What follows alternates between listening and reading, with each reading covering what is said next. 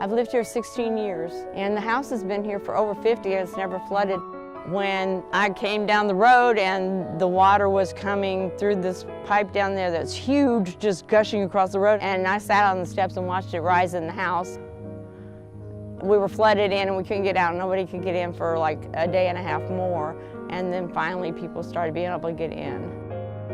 I spent a lot of money to have work done on cleanup that didn't end up getting done by the people that I hired to do it. They told me they were going to do things that didn't happen. That wasn't a real good thing. I was absolutely just so relieved, really. I was so glad to see you. I just love Kenneth, Copeland, and Gloria, and they're just awesome people. And then you just showed up and I didn't even call you, and that just makes me feel more loved. You came just for me. That's how I felt. It was like you showed up and it was just for me. I didn't call you or anything. You just came and you knew I was here, and it meant a lot. God is wonderful. He takes care of everything.